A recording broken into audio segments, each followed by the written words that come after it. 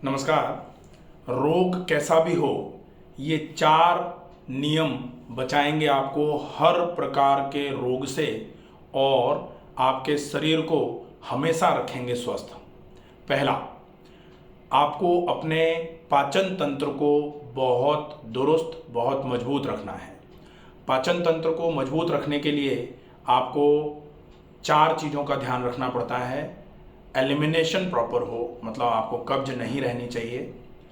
Absorption proper हो, मतलब आपने जो खाया है उसके पोषक तत्व आपके पूरे शरीर में एब्जॉर्ब हुआ करें। डाइजेशन प्रॉपर हो, मतलब जो आपने खाया है वो अच्छे तरीके से पचे। और इंजेशन प्रॉपर हो। ये तीनों चीज़ें आपकी सुचारू होना चालू हो जाती हैं अगर आपका इंजेशन प्रॉपर होता है। और इंजेशन का मतलब होता है कि आप खाने में क्या खा रहे हैं। इंजेशन का मतलब होता है कि आप खाने में कितना खा रहे हैं। इंजेशन का मतलब होता है कि आप खाने में जो खा रहे हैं, आप मात्रा भी ठीक है आपकी, लेकिन आप कब खा रहे हैं। और सबसे ज़्यादा इम्पॉर्टेंट होता है कि आप खाने में जो कुछ भी खा रहे थे उसको खाने का तरीका आपका कैसा था। अगर आपने what to eat, when to eat, how much to eat and how to eat, ये 4 चीज़ें अच्छे से फॉलो कर ली तो आपका पूरा का पूरा पाचन तंत्र बहुत मजबूत रहेगा, बहुत स्वस्थ रहेगा। और पाचन तंत्र जितना स्वस्थ रहेगा, आप मान लीजिए आपके शरीर में लगभग 30 से 40% बीमारियां आपके पाचन तंत्र के खराब होते ही शरीर में घुसने का प्लान बनाना चालू कर देती हैं। और जैसे ही आपने पाचन तंत्र को दुरुस्त कर लिया, 30 से 40% बीमारियां जो शरीर में हो गई हैं आपके, वो प्लान बनाना चालू कर देती हैं कि अब यहाँ रहना मुश्किल हो जाएगा, यहाँ से निकलना शुरू करो। तो पाचन तंत्र पहला। दूसरा है, आप कैसे भी करके अपने ब्लड सर्कुलेशन को प्रॉपर रखें। खून का संचार अगर आपका पूरे शरीर में बढ़िया रहेगा, खून का संचार अगर पूरे शरीर में फैला हुआ रहेगा, एक जगह से दूसरी जगह तक खून सुचारू रूप से सही तरीके से जाता जाएगा, तो निश्चित ही आपने जो पोषक तत्व खाने के माध्यम से शरीर में पहुंचाए हैं, उनकी जहां आवश्यकता है वो वहां पहुंचना चालू होंगे। और वो वहां पहुंचना चालू होंगे तो वहां की जो कमियां हैं उनको पूरा करना चालू करेंगे। और स्पेसिफिक ऑर्गन्स या स्पेसिफिक सिस्टम्स जो हैं वो अपना पूरा तरीके से काम पूरा करते रहेंगे, उनकी कमजोरी नहीं आएगी। सारे सिस्टम्स एक दूसरे के साथ मिलकर के अच्छे तरीके से पूरे शरीर का ध्यान रखेंगे, आपकी इम्यूनिटी अच्छी रहेगी, तो आप पूरे तरीके से रोगों से बचे हुए रहेंगे। अब आपको खून के संचार को बढ़ाना कैसे है, इसके लिए नियमित व्यायाम, और व्यायाम में आप बेशक टहलना कर लें या फिर अगर आप कुछ आसन जानते हैं और आप अच्छे तरीके से आसन कर सकते हैं तो आपके लिए आपकी समस्याओं के हिसाब से स्पेसिफिक आसन बताए जा सकते हैं। उन आसनों को कैसे करना है ये आपको बताया जा सकता है। ये समझ करके आप उन आसनों का अच्छे से अभ्यास करिए, ये आपके लिए बहुत उपयोगी रहेगा।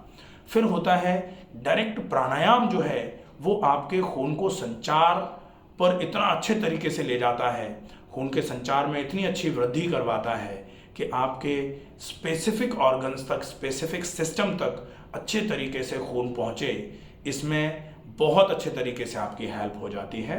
अगर आपको प्राणायाम करने का सही तरीका आता है तो प्राणायाम के लिए कहा जाता है प्राणो रक्षति इति पिताः, और प्राणायाम के लिए कहते हैं प्राणायामः इति पिताः। मतलब प्राणायाम पिता के समान काम करता है। और पिता क्या है? पिता का मतलब होता है प्राण की रक्षा जो करे वो पिता है। तो प्राणायाम आपके लिए बहुत उपयोगी साबित हो सकता है। बस आपको प्राणायाम करना कैसे है ये समझना पड़ेगा। समझने के लिए प्राणायाम बाय डॉक्टर रमाकांत शर्मा एक प्राणायाम का वीडियो है, पूरी प्लेलिस्ट होगी, उसमें आपको कौन सा प्राणायाम करना है ये आपके लिए स्पेसिफिक होगा। इसके लिए आप अपनी समस्याएं जो भी हैं उन समस्याओं के साथ मेरा नंबर मैं डिस्क्रिप्शन में डाल दूंगा, वहाँ आप अपनी समस्याओं के साथ मुझे व्हाट्सअप मैसेज कर सकते हैं। अगर आपने कोई रिपोर्ट्स कराई हुई हैं तो आप वो रिपोर्ट्स मुझे शेयर करके अपनी समस्याएं पूछ सकते हैं। उसमें आपकी समस्याओं का समाधान कौन से तरीके से, किस प्राणायाम को, किस व्यायाम को करने से होगा, वो आपको स्पेसिफिकली बता दिया जाएगा। प्राणायाम से शरीर में खून का संचार बढ़ेगा और खून के संचार में वृद्धि अगर होती है तो शरीर में किसी भी प्रकार का बढ़ता हुआ रोग जो है धीरे धीरे करके अपनी पकड़ कमज़ोर करेगा। शरीर में रोग की पकड़ कमज़ोर होगी तो रोग शरीर में से धीरे धीरे करके हटना चालू हो जाएगा। अब बारी आती है कि आप वो खाएं जो आपके शरीर की ताकत को बढ़ाने का काम करें, और वो क्या है? वो है जो आप पचा पाएं। सामान्य तौर पर कहा जाता है कि बहुत अच्छा खाना, बहुत अच्छे खाने का मतलब अखरोट का हलवा। अब अखरोट का हलवा पचेगा ही नहीं तो फिर खाने का क्या मतलब है? जो पचे वो आपके लिए बढ़िया है। और आपके शरीर में क्या पच सकता है ये आपके पाचन तंत्र की क्षमताओं पर डिपेंड करेगा। पाचन तंत्र की क्षमताएं आपकी कैसी हैं ये आपके लक्षणों पर डिपेंड करेगा कि आपके पूरे दिन में आपके शरीर ने क्या क्या लक्षण पैदा कर रखे हैं या शरीर किन किन तरीकों से अपने लक्षणों को प्रदर्शित कर रहा है। ये अगर आप अपना डेली रूटीन समझाएंगे कि आप क्या कर रहे हैं और आपको कैसा फील होता है, वहाँ से आपको क्या चीज़ डाइजेस्ट हो सकती है, आपका पाचन तंत्र क्या पचा सकता है और आपके लिए उचित क्या रहेगा, वो पूरा का पूरा specific diet plan, specific diet therapy आपको बना करके दी जा सकती है। उससे आप अपने शरीर की जो पाचन की क्षमताएं हैं वो समझ सकते हैं और आप अपने शरीर की जो प्रतिरोधक क्षमताएं हैं उनको बढ़ाते हुए रोगों को धीरे धीरे करके ठीक कर सकते हैं। चौथी बारी आती है कि आप कैसे भी करके अपनी दिनचर्या को सुधार के रखें।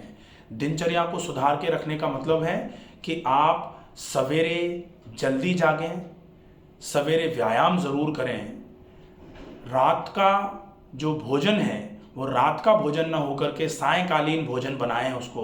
सायंकालीन भोजन वैसे तो होता है कि सूर्यास्त के पहले पहले भोजन कर लिया जाए, लेकिन किन्हीं कारणों की वजह से अगर आप सूर्यास्त के पहले नहीं कर पा रहे हैं तो 8:30 बजे के पहले पहले, मैं तो हमेशा कहता हूँ कि 7:30 बजे के पहले पहले भोजन हो जाए, वो बहुत उचित रहेगा, बहुत अच्छा रहेगा।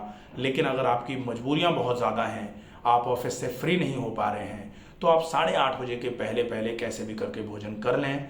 और 8:30 बजे तक अगर आप भोजन नहीं कर पा रहे हैं तो फिर आपकी मजबूरी हो जाएगी कि आपको उस समय 8:30 बजे के बाद फिर केवल उबली हुई सब्जी या केवल सूप लेना पड़ेगा। इसके अलावा आप भोजन में यदि अनाज खाते हैं 8:30 बजे के बाद, तो फिर आज का 8:30 बजे के बाद खाया हुआ अनाज आपको आगे भविष्य में कोई ना कोई रोग ज़रूर देके जाएगा। ये आपको ध्यान में रखना पड़ेगा। फिर सोने की आदत जो है वो कोशिश करिए आप मैक्सिमम 11 11:30 बजे तक तो कैसे भी करके सो जाएं। मैं तो जनरली बोलता हूँ हमारा जो नियम है वो 10 बजे सो करके 5 बजे जगने का अगर हो जाए तो बहुत ही बढ़िया रहेगा।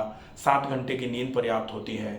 और अगर 10 बजे सो करके 5 बजे जाग जाते हैं आप तो कहा जाता है early to bed early to rise makes man healthy wealthy and wise. ये आपके लिए बहुत अच्छे तरीके से काम करने वाली चीज़ रहेगी।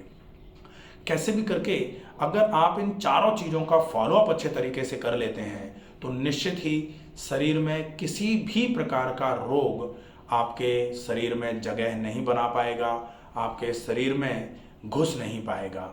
और अगर आपने अपने शरीर को अंदर से प्रोटेक्ट करके रखा हुआ है, आपके शरीर में रोग प्रतिरोधक क्षमताएं आपकी मजबूत हैं, तो बाहर से जो भी रोग घुसेगा, आपकी डिफेंस मैकेनिज्म अगर अच्छी है तो बाहर से घुसता हुआ रोग चेक कर लिया जाएगा, रोक दिया जाएगा और धीरे धीरे करके वो शरीर के बाहर ही रुकना चालू हो जाएगा। शरीर में अंदर वो अपने लक्षण पैदा ही नहीं कर पाएगा।